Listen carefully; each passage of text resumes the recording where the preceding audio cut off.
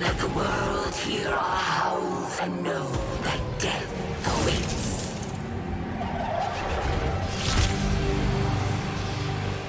Ah yeah, the next Darkin champion has finally arrived, and this sentient weapon of mass destruction has taken the form of a dog?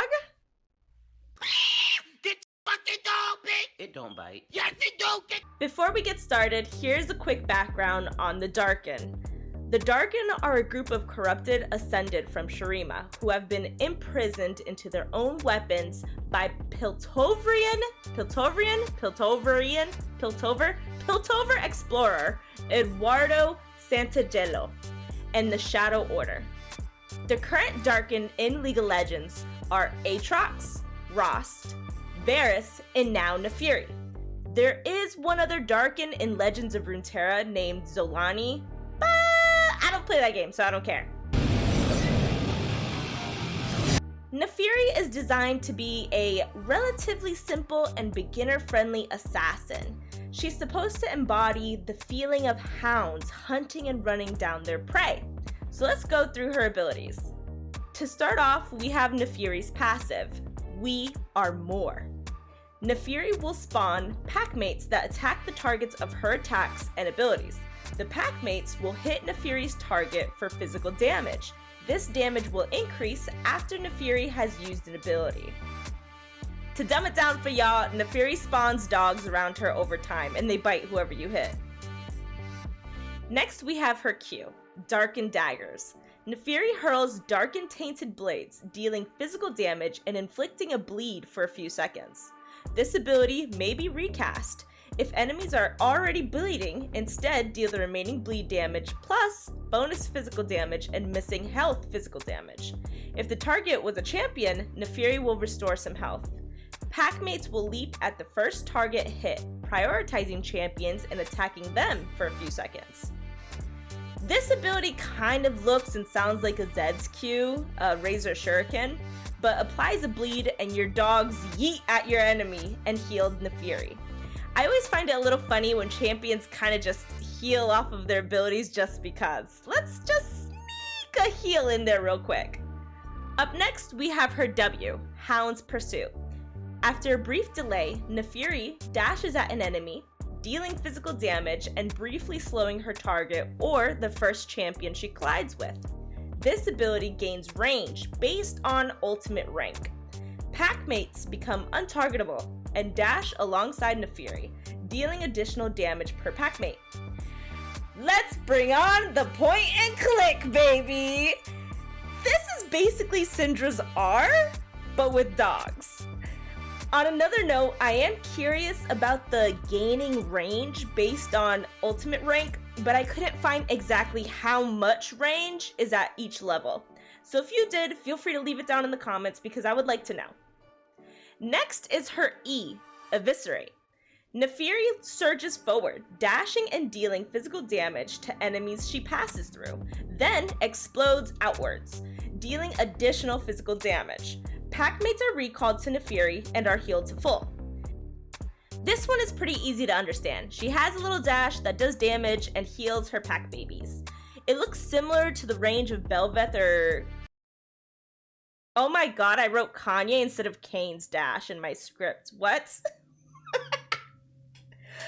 Okay, rewind. So it looks similar to the range of Belveth or Kane's dash, and it also goes over walls. I love that they roll up into little knife balls. So cute.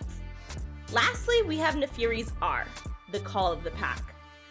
Nafiri prepares to hunt, empowering her packmates and spawning bonus packmates for a short duration. Nafiri then gains a burst of out-of-combat move speed, vision, and the first time she hits an enemy champion, she gains a shield. On first champion takedown, all ultimate effects are refreshed. The move speed, spawning packmates, and shields are whatever, but the vision? In this clip, you can see the actual range with the red mist effect, and you see that Nafiri has vision of the Barren Pit, the River Bush, and probably red buff. The vision dissipates after a couple of seconds, but remember, On a champion takedown, it states that all effects are refreshed. It does specifically say on first champion takedown, so I'm not sure if it only refreshes once or if it refreshes with each champion takedown. So yeah, if you get out of a team fight with 1 health and you're trying to sneak a back in a bush, not with Nafiri around.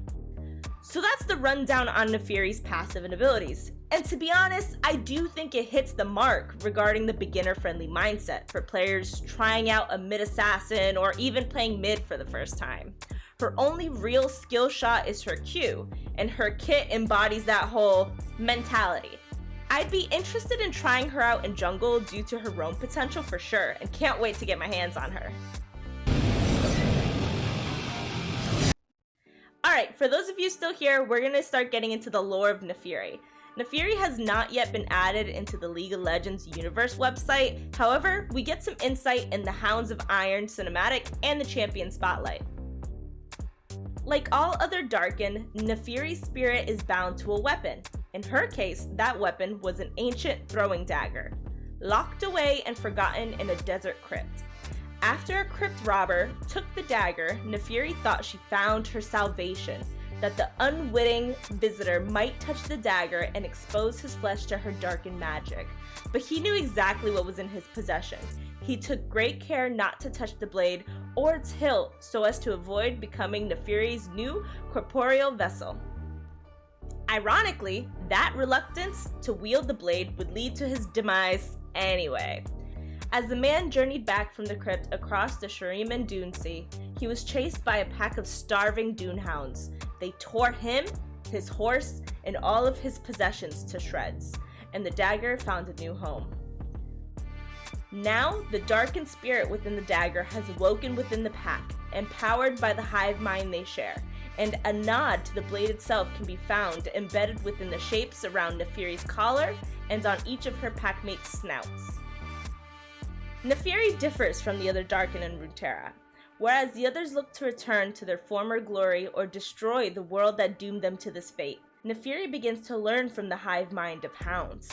She recognizes the sheer power and resilience that comes with the symbiotic nature of the pack.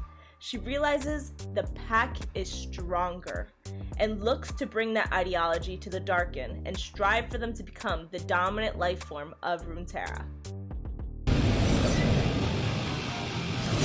I immediately saw the inspiration from African wild dogs due to the yipping in the Hound of 100 Bites Nafiri gameplay trailer.